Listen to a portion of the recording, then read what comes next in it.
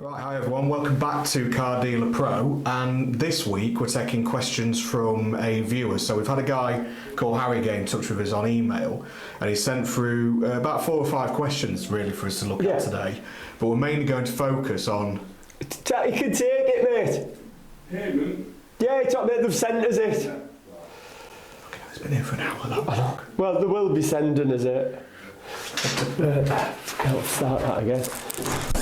Yeah, have you got to send the payment? They've rang me to say we'll get the email. Yeah, did you get the email? It's just a link you click. I haven't had it yet. All right.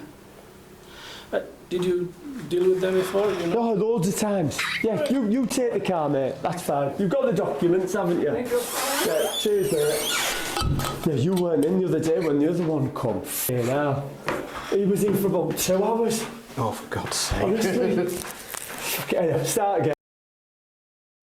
Right, welcome back to Car Dealer Pro, and this week we're going to be taking questions from one of our viewers. So we've had a guy called Harry who's emailed us, and he's got about 4 or 5 questions about getting started in the trade, and we thought we'd approach those today. So really we're going to be focusing on, at the end of this, buying stock, so the best ways to buy stock, aren't we? Yeah. The best ways to buy stock as a car trader. Exactly, yeah. And again, as we always say... Maybe not the best ways, but the ways. The ways, the ways that sometimes everyone's different. Yeah. Everyone's got their own... Depends what you've got access to and where you are sometimes as well. Yeah, definitely. Everyone's got the favourite type of buying, like we have. Yeah. So what works for us might not work for someone else, you know. So but we're just going to give him an idea of what he needs to do. Just to answer Harry's questions here, and a big thank you, Harry, for sending these through. But again, if anyone else has got any ideas based off what we're talking about in this video, just get it going in the comments, because it's brilliant for us every week going through all of those and answering it gives us back. ideas as well, doesn't it? Exactly, yeah. So Harry, he's on about starting his own dealership around London, and just wanted to ask us those questions. So his first question is, how did you find the unit that you're based in now, and how much do you pay? So this was just on Rightmove. Really? That's it, yeah. Yeah. I did have my eye on it the year before. It came up for rent and I missed out on it. Right. Mark, the mechanic next door, he actually had it, but he only had it for a year. He struggled to get enough cars on there. And so basically what I'd done was I made sure I had loads of saved searches on Rightmove. Yeah. Just commercial property for lease. The same as you would do if you were buying a house or renting somewhere, yeah. But it came up at 10 o'clock at night and I rang the number straight away, and it was direct to the landlord, and Pete answered it at 10 o'clock. Amazing. And I was like, I need this car pitch. It was like, okay, bring me tomorrow and we'll sort it out, and that's it. So, but again, I mean, like Facebook Marketplace and that, they have stuff advertised. Another thing, just go around, walk around, drive around everywhere, get in your car and just look for sites that are coming up. Chat to people, don't just rely on the internet. Yeah, because with that as well, if you get talking to other traders and just ask them about, that's a really good one. Where do you think there's a spot coming up, or do you know anyone who's potentially retiring soon and is giving a pitch up? Yeah, that's where you'll find. That's a big one. There's just go and talk to other traders, because everyone in the trade, they all know everything what's going on. Especially in your local area as well. If you want it to be like 20 minutes to half an hour from home minimum, or like you need that. Yeah, you need to get out around where you are, and I imagine, especially in somewhere like London as well, it's possibly going to be at a premium, because someone will be wanting to jump on that land straight away, possibly for even something else. So. I would have thought so. Yeah, London's going to be expensive, but you don't know. Well, you never know. Don't know. Yeah. You just don't know. If it's prime location, it's something you want. Put him off. No. I'm in London, I'm not going to find anywhere. There is a pitch up for rent in Chesterfield, that big one on that main street. Where the Robinson's Caravans. No, not that one. The one in Chesterfield. You said about it. The one on the way to Aldi and that. Anyhow, you can get about 50 cars. You know which one I mean? I know which one you mean. I've forgotten the name of it now. I have no idea what it's called. But there's always a pitch that comes up every now and again. They'll be around. And like you say, just get talking to people. Internet's great, but there's nothing like that, that communication, that chat to get to know. Yeah, Because before this, everyone's heard the story of how you got your first pitched, haven't they? Yes. So like that was what, £300 a month, but that was 12 years ago. You're not going to get.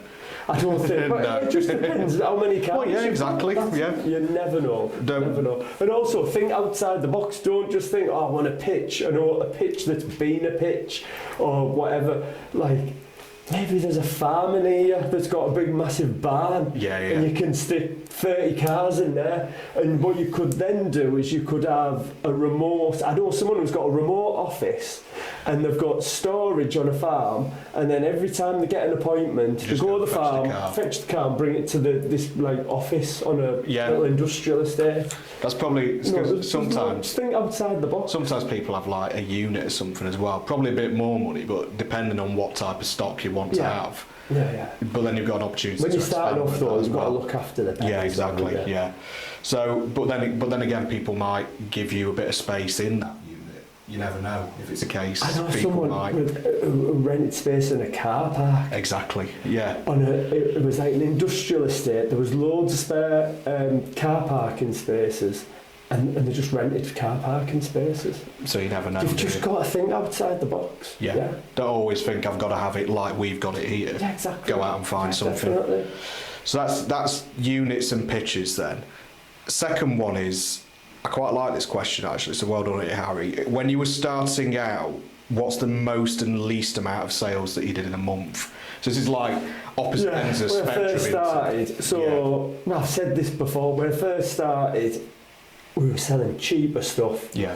So if I had, let's just say, first start, let's not say selling from home, because if you've only got 2 or 3, you can't. So let's say when we started off properly, on a pitch with say 15, and if they were all under 5 grand, say, I'd say out of 15 we would sell 10. Okay, yeah. On average. As an average month, yeah. It's 120 a year. That's the average. When you're selling cheaper stuff, I think you sell about 75% of your stock. Right.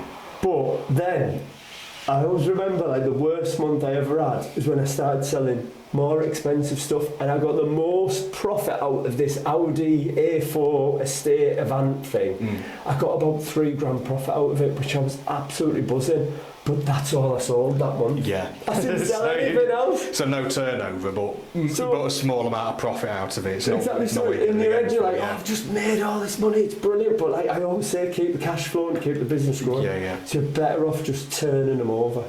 Yeah. I mean, it's that thing that I suppose here it's not a case of most and least, because if you looked at, you never know. If you look back, even if you did have access to your books from all those years ago, you're never going to go, but nothing sticks in your mind then of going like that was an amazing month or. But no, actually, the first week I started, or the first month, I started in Eckington. I didn't have a clue what I was doing, and I was advertising everything cheap as chips. And you were flat. And I think I sold 20. Just off the top of my head, I think I sold maybe 20 cars, and it was January as well. So January was always a good month back then for cheap cars after Christmas. First time driver stuff, and I just remember selling loads of cars that first month, but I was pricing them far too cheap.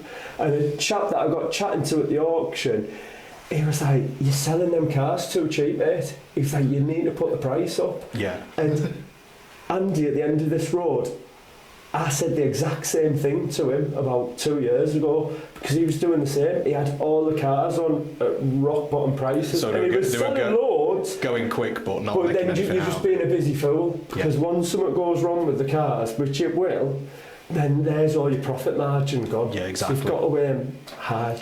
Do you think when you first start, it's a little bit like anything where you're a bit amateur at it? Customers can sniff you out sometimes if you're you're green, doing it as much. Yeah.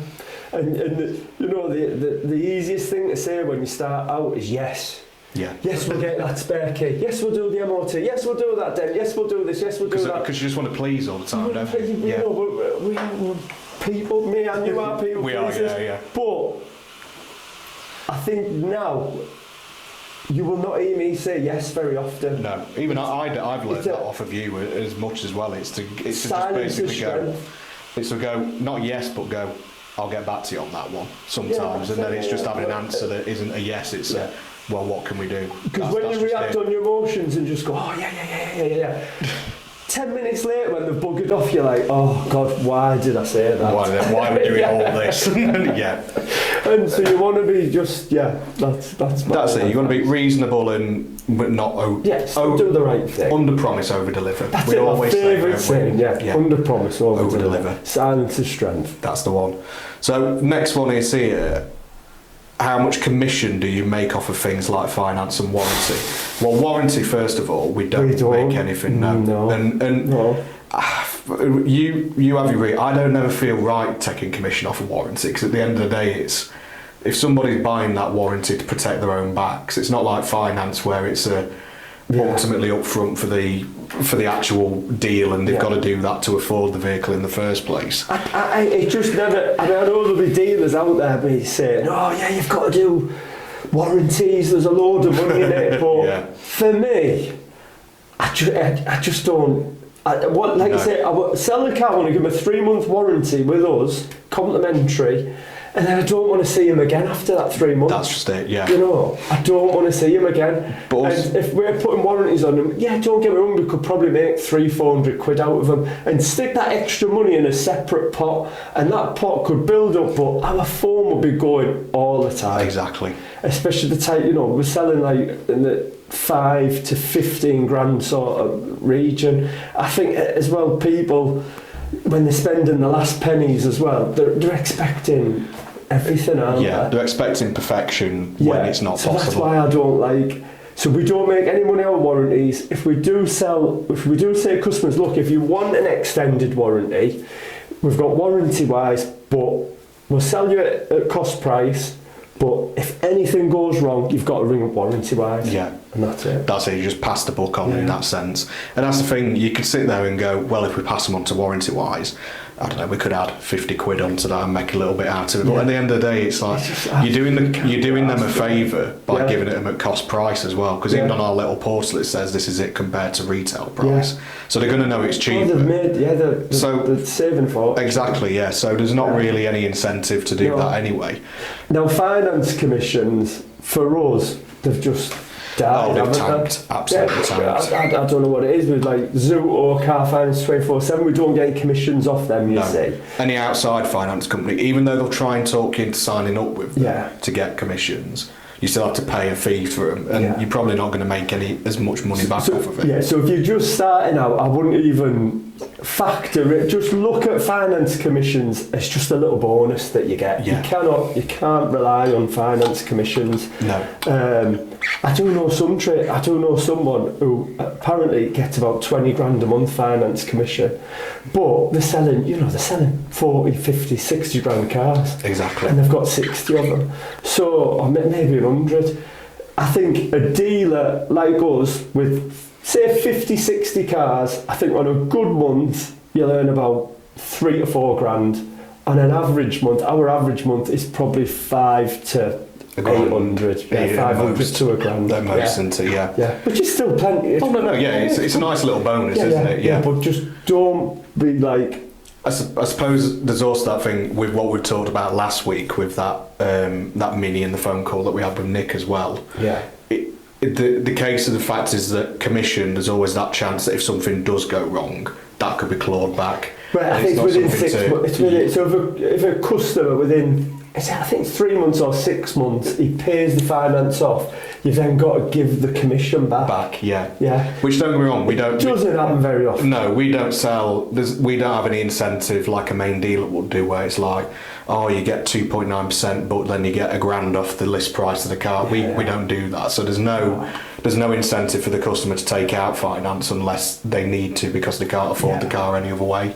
So that's the only way that you do. If you are offering like deposit contributions for people to get finance, one, I don't know how you're affording to do it in the first place, because it doesn't make sense with used car finance, but two, like, that's where it's going to probably get clawed back. So for the amount of finance that you do on the type of stock you're doing at the cheaper end, You probably didn't get any Yeah, finance. exactly. Like for instance, we keep getting. I'm just assuming he's doing cheaper stuff. I was going to say, maybe doing Lamborghinis for all we know, but- starting out with his London dealership and Lamborghini. If you are Harry, great, go for it. Yeah, but even like we've got that Renault Scenic at the moment, that 07 reg. Yeah, $3,500. All the inquiries we keep getting through Finance. are finance, and we can't do it because the Because car's it's too too old. old. Yeah. That's too old. So you really need to know that, like, if you're doing finance, 10 years old is your maximum, really. Yeah. And also think about the mileage, because if it's got over 150,000 Yeah, sometimes then they before won't. the end of it, they won't touch it. So. Yeah.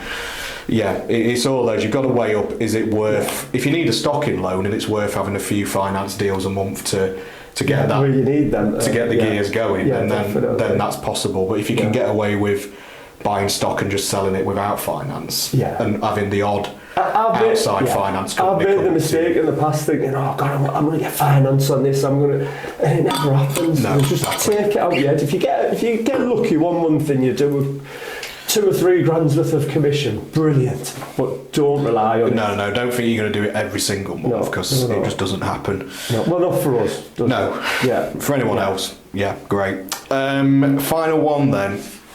What is your primary source of stock? So we can talk about getting stock from lots of places here, but where do we mostly get ours from?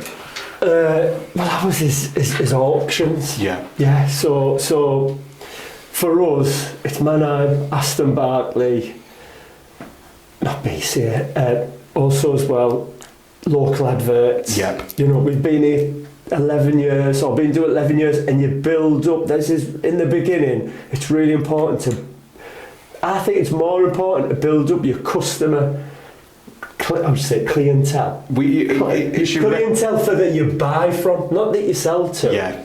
It's the ones that you buy from who always come back to me. People who The ones that we sell, yeah, don't get me wrong, like 1, 2 a month maybe. But Yeah. The ones that I buy cars from, they've sold cars to me for the last 10 years. And Howard's a great example as well, because he's bought cars from people for like 30 years. Yeah. They always ring them up. So I think that's your you've got to have your little cream on the top. you've got to have your little black book of those contacts, haven't you? Yeah. But how much does it cost you a month to put stuff It's in like there? £90. Yeah. In fact, I'm even going to put it. But again, another good one that I used to use, but I just haven't used it as much, is Instagram ads and Google ads. Yeah.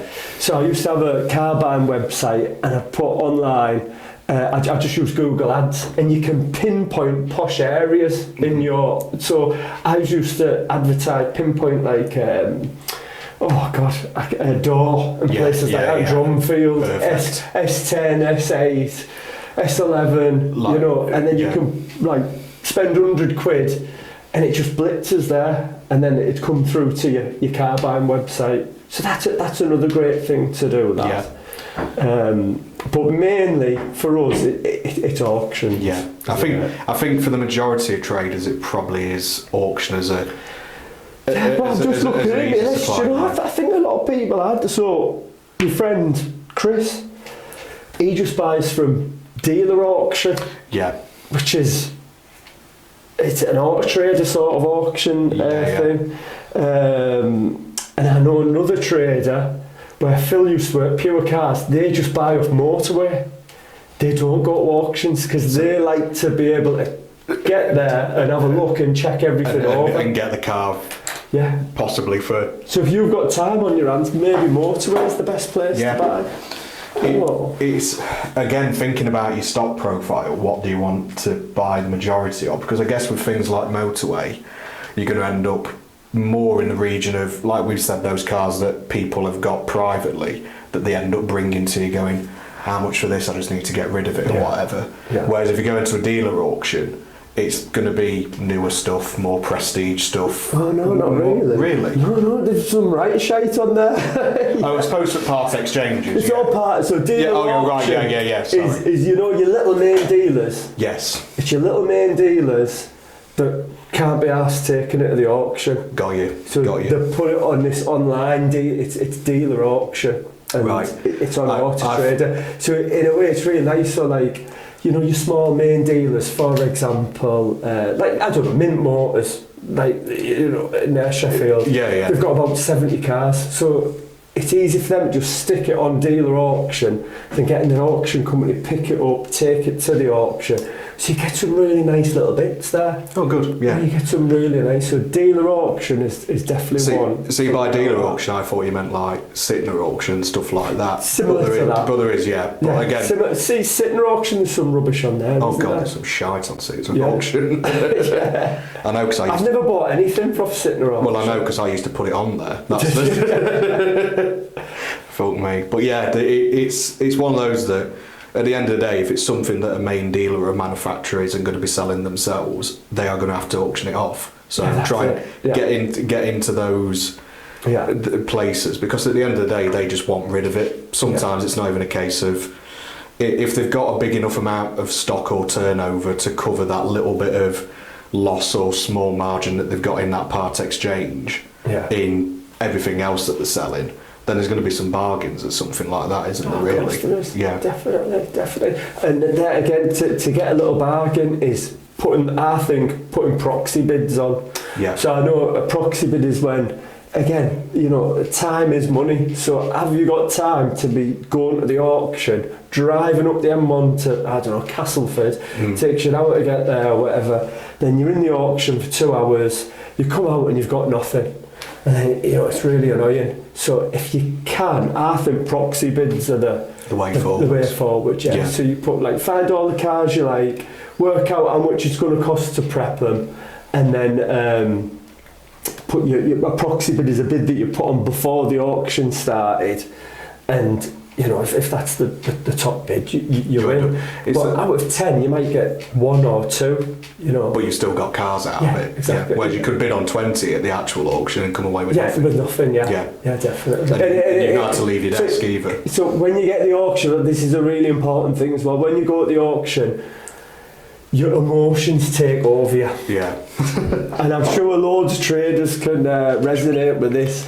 When you're there and there's other, oh, that's so and so from, he's bidding on that. All right, and then you get carried away. Well, if he's bid on it, it must be good then. And then you start, and then It just becomes a competition amongst yeah, yourself. it's like a manly thing to do, isn't it? You know, and then you're like, yes, I've won it, and then you think, oh God, I've paid too much for that when you walk out. So that's the problem with the auction. You always end up paying too much for stuff. Yeah.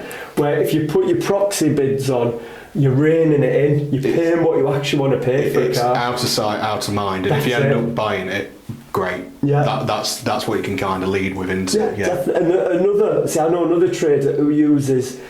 There's people that go to the auction and they bid for traders. So they charge, I don't know, like 50 quid a car or 100 quid, I don't know, and they will bid for you. Say you said, all right, I don't know, it's called Tony, I always go to the auction, I spend a fortune, I always bid too much, so can you go, I'll give you all the prices, and then they check the cars Sounds like over an as well. on behalf buyer, basically. Yeah, that's it, yeah. That's it, yeah. So you can do that. There's so many ways to buy cars, honestly. It's Yeah. like, it's unbelievable. Again, if it's sort of like people who start out, I've heard a few people before in sort of like my age who've gone, I want to start buying cars, and it's always the same thing. They'll put lowest price first into Auto Trader or eBay, Yeah. and that is where all of the bottom feeders and all of the shit sucked Yeah, to, isn't it? definitely. So they're not the cars to buy. You know, but I sort of disagree because there is a few there. You've got to find Yeah, yeah, you've yeah. got to know what you're looking for first of Yeah, all, yeah. and secondly, you've got to spend the time doing it. Oh, Whereas yeah, like- that's it. It takes up so much Yeah. of your time. and you could be travelling all over the place to get Yeah. that sort of stuff as well. So it's He's really just got down to to find your- what suits him. I was going to say That's it's down to your preference and how you want to work with it. You never know. You might decide that do you know what? Just for a bit of reassurance, I'm going to get someone to do it on my behalf Yeah. to start off with. Yeah, yeah. And again, when you're going round to look at where can I get a pitch, where can I get a unit, you might find somebody who's willing to help you along with that side of things as well. Yeah. Yeah. If there's someone who's retiring or something. Exactly. Yeah. Yeah. Because definitely. if there's one thing about this trade, nobody ever properly retires from it. No, not at all. Even Not at all. there's guys I know who've had garages who are still working in MOT stations an hour Yeah. a week because they just can't be bothered. They still want to do something. So they're all out there. Just get to know them and get talking to them. Howard's a prime example of that, isn't it, really? Howard had a pitch. He had one of the busiest pitches in Sheffield in the 80s, you know, and that's the thing, you could get a pitch where someone's retiring and they say, oh look, can I just stick a couple of cars on the pitch? Yeah, can I do work that's sort of like what Howard does here, isn't it? Yeah. So he just needs to be getting that deal. That's it. So yeah. Make him happy. Yeah. So yeah, I think that's everything covered for this week. If you've got an email like Harry sent through, or any questions that you want to send through for ideas for what we can answer and do in some other videos, we're always welcome for those ideas. But yeah, I think that's been a good one this week again. Cheers, mate. Thank you. Thanks, we'll see you next time. Cheers.